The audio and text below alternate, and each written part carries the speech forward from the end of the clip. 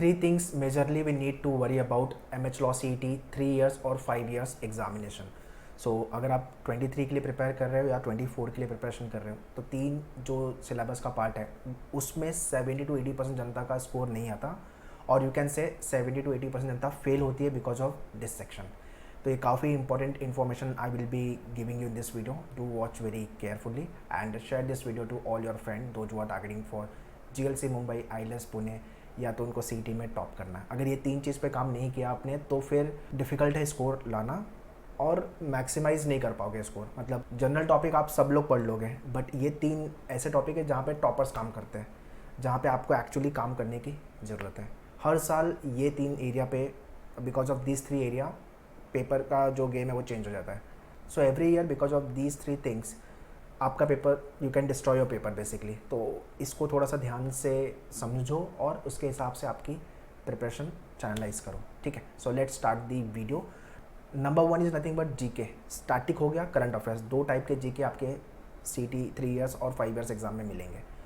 इसमें अभी सिलेबस बहुत वास्ट है तो क्या पढ़ना है, कितना पढ़ना है, कैसे पढ़ना है, व्हाट वेयर हाउ, ये ज़्यादा इंपॉर्टेंट है. तो रिसोर्सेज आप मेक श्योर करो कि राइट रिसोर्सेज हो आपके पास प्रिपरेशन को लेके, बट कोई भी रिसोर्सेज सफिशेंट नहीं है. So if you talk about manure तो मेन्यूअर के पोर्टल पे जो हैंडआउट्स हैं वो, वीडियोस है वो, बुक्स है वो, इतना काम अपने को करना है.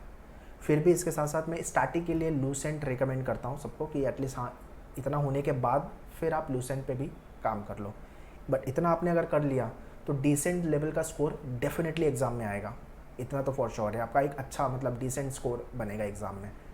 एंड सेकेंड थिंग, GK को कभी भी लास्ट में प्रिपरेशन बिल्कुल नहीं करनी है. GK जिस दिन आप मेरा ये वीडियो देख रहे हो, आज देख रहे हो, आज से आपका GK का पढ़ाई चालू कर दो. ठीक है, आपके मेन्यूअर के पोर्टल पे फिर आप ज्वाइन मेन्यूअर लाइव क्लास, क्लासरूम या सेल्फ स्टडी या GK प्रोग्राम, तो उसके अंदर सारे करिकुलम दिए हुए हैं. डाउनलोड करो हैंडआउट्स एंड वीडियोज़ को देखो. अभी इसमें भी थोड़ी सी मैं स्ट्रैटेजी देता हूँ GK करना कैसे होता है. GK में लोगों का ये क्वेश्चन आता है कि सर इतना सारा है कैसे पढ़े, नोट्स कैसे बनाओ. तो नोट्स आपको सिंपल इस तरह से बनाना है कि जो आपके पास पोर्टल पे हैंडआउट्स है उसको डाउनलोड करके प्रिंट निकालो. थोड़े पैसे खर्चा करना पड़ेगा और जो भी आप डेटा गो थ्रू कर रहे हो उसको हाईलाइट करते जाओ. स्टैटिक के लिए पहले वीडियो देखना मेन्यूअर का, फिर हैंडआउट्स गो थ्रू करना. करंट अफेयर्स के लिए पहले हैंडआउट्स गो थ्रू करना, फिर वीडियो देखना. ये स्ट्रैटेजी आपको फॉलो करनी है. और हाईलाइटर जो आपने किया हुआ है, जो भी आपने कंटेंट गो थ्रू किया हुआ है, वही लास्ट के 10-15 दिन पहले आपको रिवाइज करना है. सिंपल है. If you are preparing this way तो स्मूथली आपकी प्रिपरेशन हो जाएगी. ये ऐसा सेक्शन है GK का जहाँ पे 70 to 80% जनता का स्कोर नहीं आता. या तो फिर लास्ट में चालू करते हैं लोग, या तो फिर रैंडम स्टडी करेंगे गूगल पे या तो यूट्यूब पे रैंडम स्टडी करेंगे, विच इज़ नॉट एडवाइजेबल. आपके पास एक proper concrete step by step पूरा फ्लो ऑफ स्टडी मटेरियल होना चाहिए. Second is nothing but vocab. हमें वोकैब को बहुत लाइटली ले लेते हैं और रीडिंग वाला पार्ट जो है इंग्लिश को लेकर के, और यहाँ पे तो मतलब काफ़ी लोगों का स्कोर नहीं बनता है. तो वोकैब में भी there are fill in the blanks, antonyms, synonyms वाले क्वेश्चन हो गए आपके, वन वर्ड सब्स्टिट्यूशन वाले क्वेश्चन हो गए, उसके बाद आपका स्पेल चेक वाले क्वेश्चन हो गए. तो 8 से 10 क्वेश्चन तो वोकैब के बनते हैं. तो वर्ड पावर मेड इजी मैंने बुक बताई हुई है, उसको खत्म करना है आपको. आज जिस दिन देख रहे हो मेरा वीडियो चालू करो, उसके अंदर 45 के आसपास सेशन है. रेड वाली बुक लेना, लाल वाली. मंडे टू फ्राइडे एक सेशन करना है, सैटरडे संडे सबको रिवाइज करना है. तो इसको लेकर when you join the session तो उसमें मैं बताता ही रहता हूँ कि कैसे स्ट्रेटेजाइज करना है बुक को. क्या होगा कि आप रैंडम स्टडी करोगे तो एक हफ्ते 10 दिन के बाद बुक को साइड में रख दोगे, क्योंकि बुक थोड़ी सी मोटी है तो लोगों का मोटिवेशन डाउन हो जाता है. तो अगर आप मेरे स्ट्रैटेजी फॉलो करोगे तो बुक आराम से होगी और आपको पता भी नहीं चलेगा और मज़ा भी आएगा करने में. तो स्टडी को थोड़ा सा एन्जॉय वाले मोड में थोड़ा सा डाल दोगे तो चीज़ें डूएबल लगेगी और आराम से हो जाएगी. बट अगर आप देखोगे यार इतनी मोटी बुक पढ़नी है, वो फियर पहले से आ जाएगा तो फिर आप नहीं कर पाओगे. और newspaper reading all time I advice, because RC में पैराग्राफ जंबल में लगेगा reading speed and comprehension skill. तो ये सेकेंड पॉइंटर है जिस पे आपको काम करने की ज़रूरत है. Third is nothing but your logic part.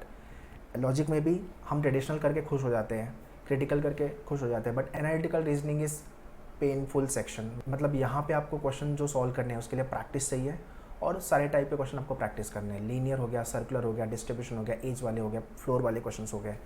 मतलब आपका अप्रोच बहुत सही होना चाहिए. अगर आपने गलत अप्रोच अप्लाई की तो आप टाइम का लॉस नंबर 1 करोगे, मार्क्स का लॉस होगा, थर्ड आपका दिमाग अलग से ख़राब होगा, बिकॉज अरेंजमेंट बनेगा नहीं, आप उसी पजल में घूमते रहोगे, फ्रस्ट्रेशन ज़्यादा आएगा.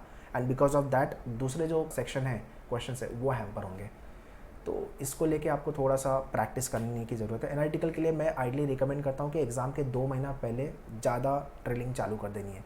अभी के लिए आप फंडामेंटल बेसिक समझ के रखो, बट 2 महीना पहले डेली का 1 से 2 सेट प्रैक्टिस होना चाहिए, सो दैट एग्ज़ाम तक आप काफ़ी लेवल पे मास्टर हो जाओगे। और नियर टू द एग्ज़ाम करने का फ़ायदा ये है कि आपको एग्ज़ाम तक चीज़ें याद रहेगी, अप्रोच याद होगा।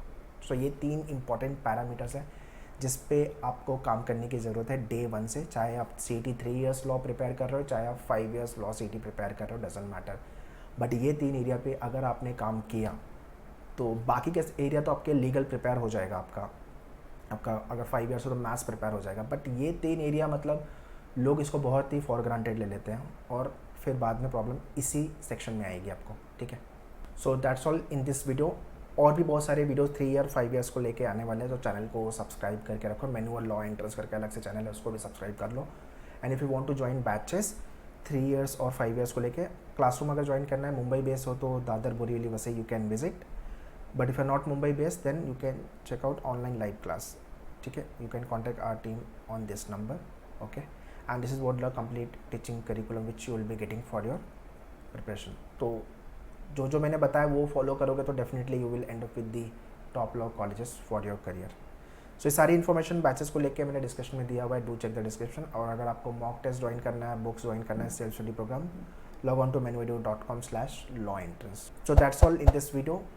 Any kind of a query and doubt write in the comment box. Next video भी किस टॉपिक पे चाहिए वो भी कमेंट में लिखो, definitely will work on the same. All the very best, thank you.